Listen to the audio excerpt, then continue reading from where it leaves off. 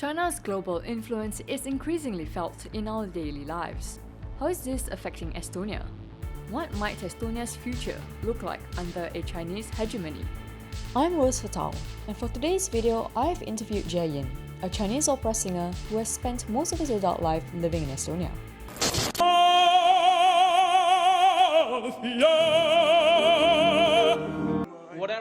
В Россию, куда ни приехать, везде найдутся и оперные певцы, и оркестр. А имя Хосе Каррероса для меня — экшен.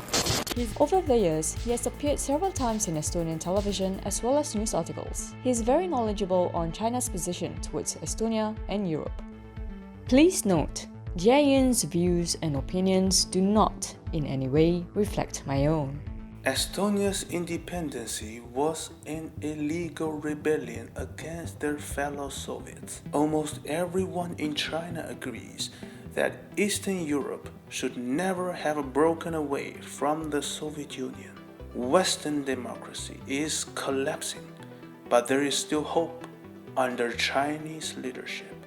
Europe and Russia will be united again. Unity with China is the future. 梦想之旅. I am a typical Chinese guy from Shanghai. Almost 20 years ago, I moved to Estonia for my education. No one in my middle-class family had ever lived outside of China before. So it was a big deal for us when I moved to Europe to study. At the time, I only spoke Mandarin Chinese. But over time, I taught myself to be fluent at English. 绝望. Like most Chinese people from my generation, I believed that Western culture was somehow more authentic, reliable, and honest than Chinese culture. I am proud of being a Chinese, and I am proud of my country. But that proud is considered a sin in Europe. I was very disappointed to learn that Western ideology is built on lies. Westerners pretend they have superior morality. They pursue values such as democracy, individualism, and their so-called freedom. In China, we can see that individualism is actually just selfishness. Today, after the global COVID-19 pandemic, most Chinese people realize that Western democracy is a joke. We appreciate that Chinese Communist Party is always looking at the big picture and playing the long game. 改革开放，国门打开，让老外走进来，技术带进来，车带进来，钱带进来，经验带进来，智慧带进来。中国政府没法抄袭老外，但是中国政府干嘛？可以鼓励老百姓创业，和老外干嘛？合伙学会单干，合伙学会单干，合伙学会单干，合伙学会单干。最后回头一看，厂房攒了，设备攒了，技术攒了，专利攒了，产品攒了，市场攒了，品牌攒了，老外全走完了。现在所以我们的杨外长和我们的王外长才有资格和美国在谈判的时候才那么强硬。你们是没有资格这么给我谈话的。你发现回头一看，咱40年就干2次抄袭，一路抄到世界第1排。我们是野蛮抄袭，野蛮复制，什么知识产权，什么专利技术，高再说。可是突然间回头发现2件事情出现了。第一，美国发现不让再抄了。I have taken it upon myself to keep the Chinese people informed on how the West really feels about them. I regularly share Estonian news articles all over Chinese internet forums and communities. This way, everyone in China can be kept aware of how prejudiced the Westerners, especially Estonians, are towards China. If Estonia deported me for not supporting Western democracy, then I might be championed as a hero back in China. I will always do my best to serve the interests of my motherland. Estonia places its ideology ahead of pragmatism. The Estonia cancelled existing deals they made with China that were worth billions.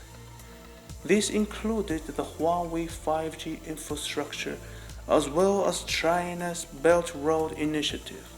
Estonia prioritizes national security over financial opportunities, therefore misses out on all the Chinese money they could be making. Estonia seems to see China as a potential threat, and this is hurting Estonia's economy. Australia made a similar mistake when they tried to provoke China. Some wrong words and deeds by Australia recently that have aroused dissatisfaction among the Chinese people. The wrong words were daring to call for an international inquiry into a virus that's crippled the world. They must have forgotten that China is their largest trading partner, accounting for over 30% of their exports. As a result, China is punishing Australia by bankrupting the entire country. This should serve as a warning for other nations. No matter whether they have 5 eyes or 10 eyes, as long as they dare to harm China's sovereignty, security, or development interests, they should be careful not to get their eyes poked out. Those strong words come after the Five Eyes countries condemned China for trying to silence criticism. If Estonia keeps provoking China, they will just bring themselves to ruin. China's return to power is inevitable. Estonia should stop resisting and just accept that reality. Hey, 给你讲个笑话，民主，再讲一个，自由。Eastern Europe was corrupted by Western propaganda. They developed a cult-like belief in democracy and freedom. Since leaving the Soviet Union, all those countries have tried to define their own identities by erasing most of their Soviet heritage. They wasted so much energy trying to define their own laws, languages, and so-called ethnicities. Terms like African American or Russian Estonian only serve to create a division and weaken a nation. What Estonia and the rest of Europe really needs is unity. 团结就是力量. China has 56 different ethnic groups. However, we are always told that they are all united as Chinese. By creating one common language, China's first emperor, Qin Shi Huang, unified our people for thousands of years. Eastern Europe was stronger when everyone only spoke Russian. In order to create unity and stability, Russian or Mandarin would need to be the only accepted language across Europe. Unity is a crucial part of Chinese education. At a very young age, we are frequently reminded that China endured the century of humiliation. 百年之辱. China must never leave itself vulnerable to any foreign bullying again. We are taught to never tolerate any threat or insult to China's sovereignty. Despite what many believe, China has no desire to conquer the world.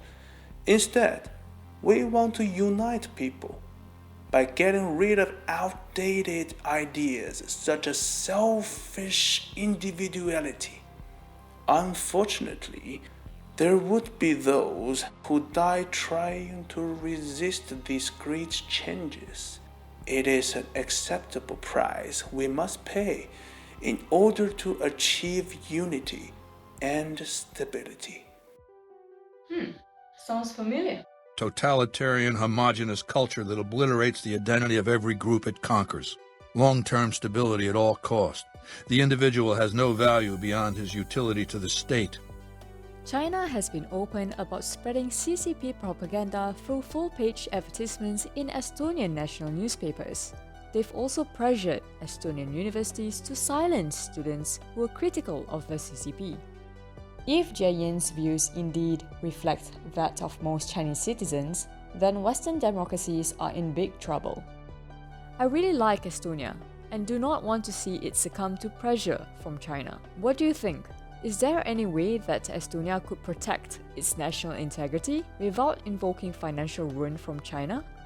Jie Yin took it upon himself to repost the previous 2 videos on Bilibili, China's video platform equivalent to YouTube. He was genuinely surprised when his videos got taken down and his 2-year-old account was terminated by the admins. Furthermore, he also spoke to an Estonian reporter about his involvement in the videos. With this in mind, I felt it was appropriate to release the uncensored version.